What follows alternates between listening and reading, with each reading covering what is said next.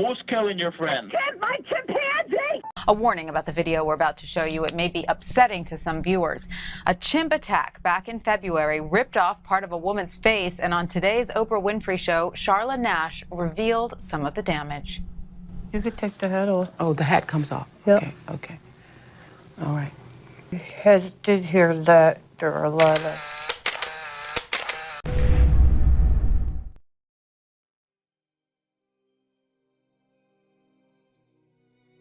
Chimpanzee merupakan hidupan yang sangat dikenali terutamanya kepada penggemar National Geographic Wild, dan dia tergolong dalam keluarga Hominidae, termasuklah seperti gorila, bonobo, orangutan dan manusia.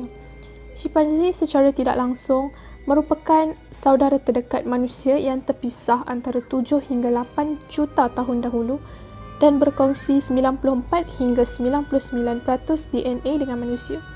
Chimpanzee tinggal di beberapa negara di Afrika dan diklasifikasikan antara salah satu spesies yang terancam oleh WWF. Seekor chimpanzee yang pernah menggemparkan dunia suatu ketika dahulu bernama Travis. Travis lahir pada 21 Oktober 1995 dan pernah muncul di beberapa stesen televisyen seperti Pepsi dan Old Navy. Thank you. Travis juga pernah muncul di The Maury Povich Show, The Man Show dan beberapa rancangan televisyen yang lain.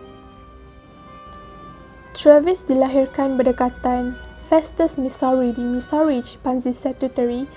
Ibu Travis iaitu Suzy telah mati pada tahun 2001 akibat ditembak selepas melarikan diri, dan sebuah pasangan iaitu Sandra dan Jeremy Harold telah membeli Travis semasa Travis berumur 3 hari.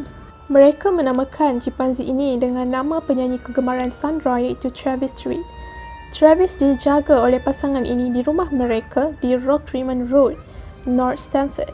Travis selalu menemani pasangan ini ke tempat kerja dan juga pusat membeli belah. Keluarga ini mempunyai sebuah syarikat penarik kenderaan dan Travis selalu menjadi model untuk mempromosikan syarikat itu. Travis juga terkenal di tempatnya dan sangat dikenali oleh pegawai polis di daerah tersebut. Travis dibesarkan dalam kalangan manusia sejak lahir dan selalu bermain bersama jiran mereka, sehinggakan salah seorang jiran mereka mengatakan Travis lebih mendengar kata daripada anak saudara mereka sendiri. Travis belajar bermacam-macam kemahiran, termasuklah membuka pintu, menyiapkan diri, menyiram pokok, memberi makanan kepada kuda milik keluarga Harold. Travis juga meminum arak dan sangat suka aiskrim, sehinggakan dia boleh menghafal jadual masa lori aiskrim akan melalui kawasan perumahan mereka. Travis juga menonton televisyen dan menggunakan remote control untuk menukar siaran, dan Travis sangat minat menonton baseball di televisyen dan pernah memandu kereta ke beberapa tempat. Pada 2004, saat-saat yang sangat menyedihkan buat Sandra. Jeremy, iaitu suami kepada Sandra, telah meninggal dunia akibat kanser dan satu-satunya anak pasangan ini meninggal akibat kemalangan jalan raya. Disebabkan perkara ini, Sandra sangat menyayangi Travis kerana Travis merupakan satu-satunya yang tinggal bersama Sandra. Sandra menghabiskan seluruh harinya bersama Travis.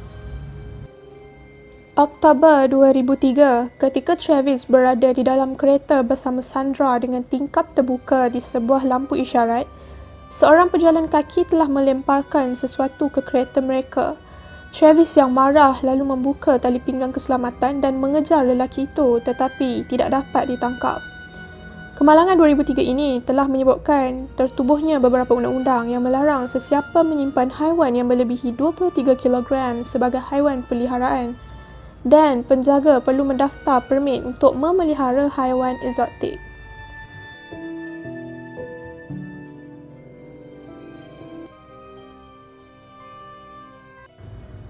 Februari 2009 sekitar 3.40 petang, Travis meninggalkan rumah dengan membawa kunci kereta milik Sandra. Kawan kepada Sandra iaitu Charla Nash yang berusia 55 tahun telah datang untuk menolong membawa Travis pulang ke rumah. Travis yang kembali ke rumah dan melihat Nash yang memegang salah satu mainan kegemaran Travis menyebabkan Travis bertindak ganas dan menyerang Nash. Travis sangat mengenali Nash yang bekerja di syarikat keluarga Harold. Ketika itu, Nash menukar gaya rambut yang mungkin menjadi faktor Travis keliru dan bertindak ganas. Melihat kejadian itu, Sandra cuba menghentikan Travis dengan memukulnya di kepala dengan penyodok dan menikamnya dengan pisau pemotong daging. Sandra yang melihat Travis masih terus-menerus menyerang Nash telah menelefon polis untuk bantuan. Polis pada mulanya menyangka ia adalah panggilan palsu sehingga Sandra menjerit bahawa haiwan peliharaannya itu telah mula memakan Nash. Killing my friend! Who's killing your friend? Get my chimpanzee! What is the address of your emergency? Yes, ma'am. I need an ambulance here immediately. The Animal Haven Chimpanzee Sanctuary. Tell me his injuries and repeat them. They need to know. They tore out his eye. Apabila polis tiba, Travis datang ke arah kereta polis dan cuba membuka pintu kereta polis yang terkunci itu dan cuba memecahkan side mirror. Kemudian dia pergi ke arah tempat pemandu dan salah seorang polis bertindak menembak Travis beberapa kali. Travis kemudian berundur ke rumahnya dan mati bersebelahan sangkar miliknya. Pasukan kecemasan menyatakan luka Nash yang diserang Travis itu sungguh mengerikan. Dalam masa 72 jam, Nash yang masih hidup menjalani pembedahan selama 7 jam di muka dan tangan oleh 4 orang doktor. Paramedik menyatakan bahawa Nash telah kehilangan tangan, hidung, mata, bibir dan beberapa tulang serta mengalami beberapa kecederaan tisu otak. Doktor yang merawat mengumumkan bahawa Nash buta seumur hidup pada 7 April 2009 dan Nash menjalani face transplant surgery. Selepas mendapat rawatan di Hospital Stanford, Nash dipindahkan ke klinik Cleveland di Cleveland, Ohio. Keluarga Nash mula melancarkan beberapa kutipan untuk mendapatkan dana bagi merawat Nash. Nash menyebarkan berita luka yang terdapat di wajahnya itu kepada umum pertama kali di The Oprah Winfrey Show pada 11 November 2009. Gambar Nash sebelum dan selepas serangan juga tersebar di internet. Kejadian ini telah mendapat liputan antarabangsa. Selepas kejadian Travis ini, seorang wanita yang tinggal di kawasan perumahan Harold yang sama datang menyatakan pada tahun 1996 seekor chimpanzee telah menggigit tangannya dan cuba menariknya ke dalam kenderaan. Dia menyatakan yang dia sudah melaporkan kepada keluarga Harold dan pihak polis tetapi tiada rekod komplain tersebut ditemui.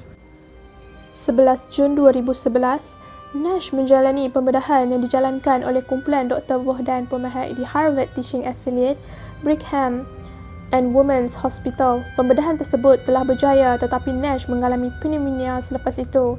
Doktor terpaksa menanggalkan kembali tangan baharunya itu akibat jangkitan yang menyebabkan pengaliran darah yang kurang baik. Sementara itu, kepala Travis, chimpanzee milik keluarga Harold, dibawa untuk ujian rabies dan badannya pula dibawa ke University of Connecticut untuk nekropsi. Kepala Travis disahkan negatif rabies tetapi ada senak yang terdapat dalam sistem Travis. Keputusan nekropsis pada Mei 2009 mengesahkan chimpanzee tersebut berlebihan berat badan dan telah pun ditikam. Keputusan toksiologi sahkan bahawa Sandra telah pun memberi Travis senak Lecithin pada hari kejadian yang menyebabkan Travis menjadi agresif. Xanax dikenali sebagai ubat yang mampu mencegah anxiety dan menyebabkan beberapa kesan sampingan seperti halusinasi agresif dalam tubuh manusia. Pada Mac 2009, keluarga Nash mengemukakan saman terhadap Sandra Harold dan aset Sandra telah dibekukan. 24 Mei 2010 iaitu 15 bulan selepas serangan itu, Sandra disahkan meninggal dunia akibat pecah saluran aorta pada usia 72 tahun. Kisah penyerangan Travis terhadap Nash telah diambil dan menjadi inspirasi kepada episod Chimps dalam Animal Planet 2010 hingga 2011 siri dokumentari Fatal Attraction. Jadi itu sahaja kisah seekor chimpanzee yang bernama Travis menyerang seorang wanita yang menyebabkan luka seumur hidup. Pelbagai jenis undang-undang telah ditebuhkan selepas kejadian ini berlaku. Itu sahaja untuk video hari ini. Terima kasih kerana menonton.